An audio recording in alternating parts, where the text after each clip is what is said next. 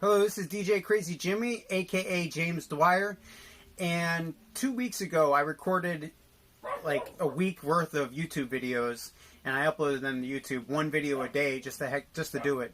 And there's YouTubers that do vlogging one video a day, and they've been doing it for years. I don't know how they do it, and they edit their videos on top of it. And I was just doing some videos where I record for like 10 minutes and upload just straight video.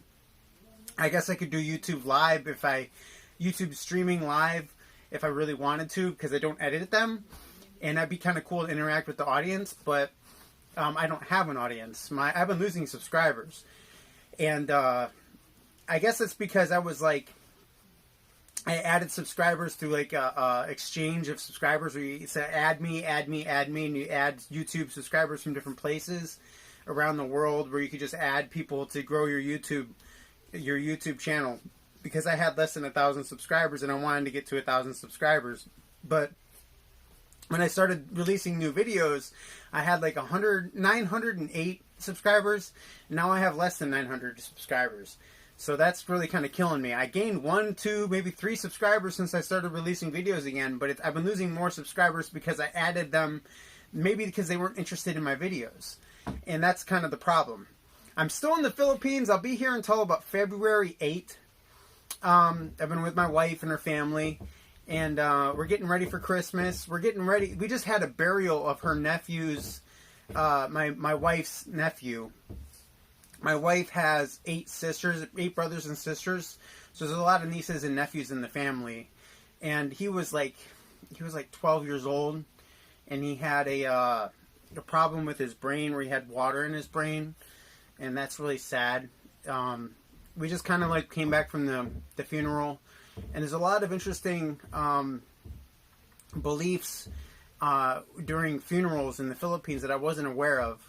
But like, for example, they give grass away to different parts of the family after the funeral. To like, you take a coconut and you put grass in it, and you put other different like parts of the coconut in the coconut, and you burn it, and then you put your wounds, if you have any wounds like on your skin or anything like that, you put your wounds over the smoke, and that's supposed to heal the wounds from the funeral.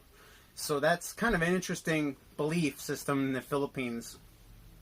And another thing that was interesting, there was another funeral over here in Tigbawan, Iloilo, Buyuan.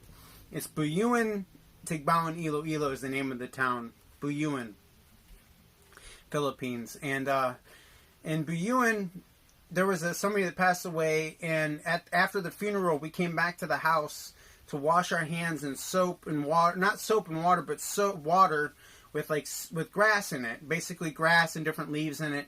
There was another belief: after the funeral, you wash your hands. It's kind of like saying it's over with, and then you have a meal. Of course, that's traditional a lot of places after the funeral, but the whole town comes together, and like the town comes together, and you gamble and you play cards 24 hours a day for like a week, 2 weeks straight in some cases, depending on how big the funeral is. And then you walk through the streets to the church following the casket in the car. You walk through the streets. There's something called a tannoy. I don't know if I'm pronouncing it properly, but it's like the person who's in charge of like making sure things go smoothly in a barangay.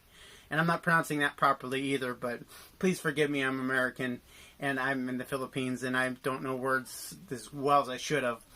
But a tannoy is somebody that watches over the barangay and kind of like mediates between different people in town or the village, that kind of like helps out with different tasks and government type. A barangay is like a village or a town or a section of town or a city. Even in Manila, they have a barangay, which is a big city. They have like an area that's like a local government.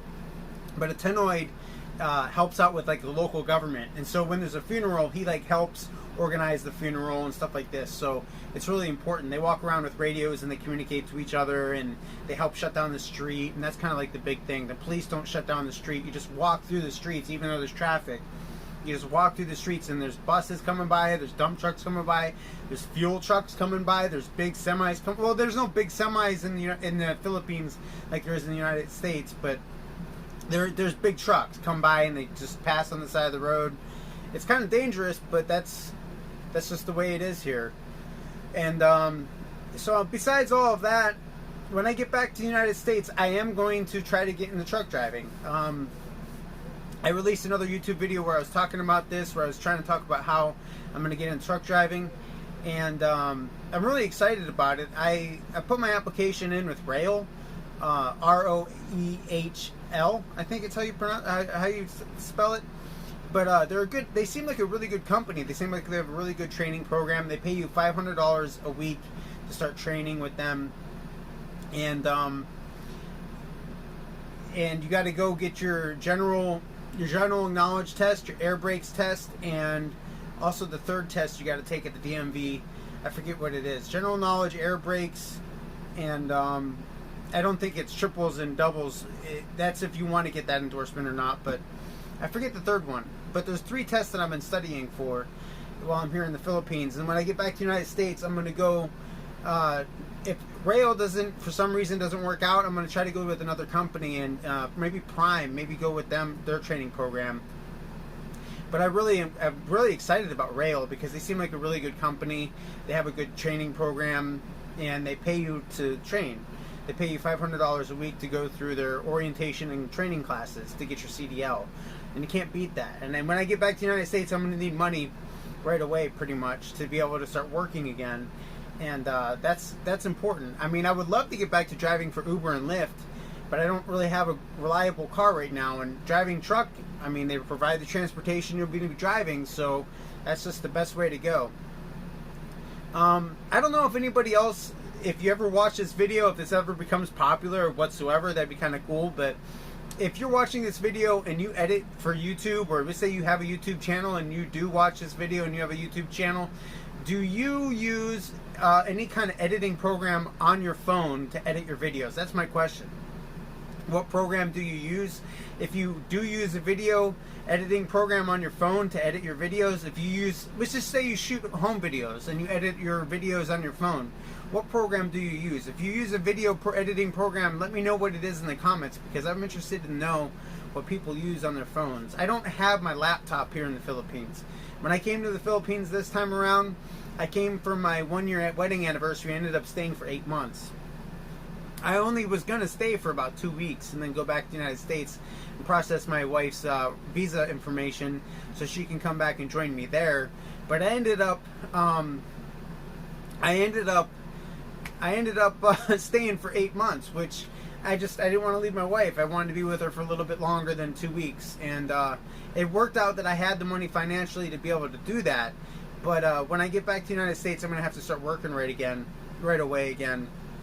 And I look forward to being able to go back to work, because here in the Philippines, it's great. I really enjoy being able to relax and take it easy, but it gets kind of boring not being able to work.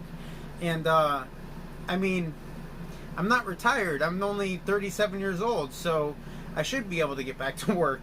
And my wife and I, we just got married a little bit over a year ago, and you know, we want to start a family and everything like that. So it's in our best interest to both go to the United States and start working, and that's our goal. But you know, to get the visa application submitted to the United States government, USCIS, and with the way our president in the United States is going with some of our immigration policies, it's kind of scary, because he just required the United States, anybody trying to immigrate to the United States, have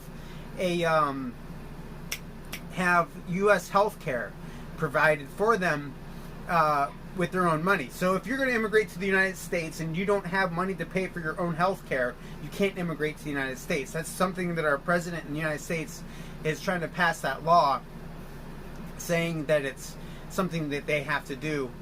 You have to do if you want to immigrate to the United States. You have to pay for your own health care. And so basically that kind of scares me a little bit, because we don't, my wife and I don't have a lot of money. We have just enough money to get by with what we're doing. But I mean, when we get back to the United States, when I get back to the United States and my wife can follow me there, we want to start a business. We want to grow something where we could travel, and that's going to require money. So we've got to start a business that's going to be able to be rock solid to grow.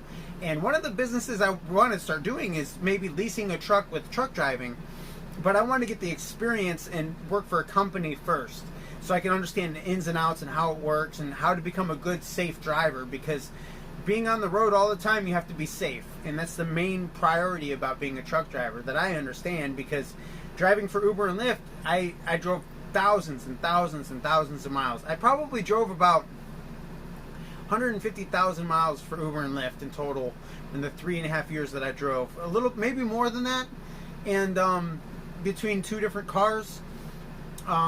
That's a story and a half about why I had two different cars for Uber and Lyft in 3.5 years. But for me, it worked out. I enjoyed driving for Uber and Lyft. Some people say it's not worth doing it, but I enjoyed it, and I would do it again. And in fact, I plan on doing it again, even though, let's say truck driving, I don't truck drive in the future. Maybe in 5-10 years, I don't truck drive. Maybe I do it for 3.5 years. Maybe I don't know what I'm going to do with truck driving, but I know that if you lease a truck and you own a truck, you can make $5,000 to $7,000 a week. And there's going to be expenses. There's going to be fuel. There's going to have to pay for tires. You have to pay for repairs on the truck.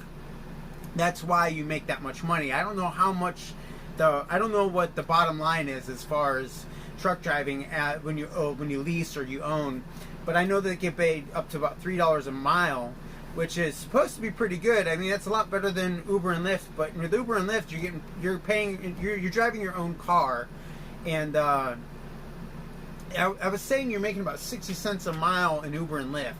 Even though, let's say I own a business or I do something else where it has nothing to do with driving for work, I'll still probably drive for Uber and Lyft just because I enjoy it. It's a lot of fun. I enjoy meeting people. I enjoy driving around the city.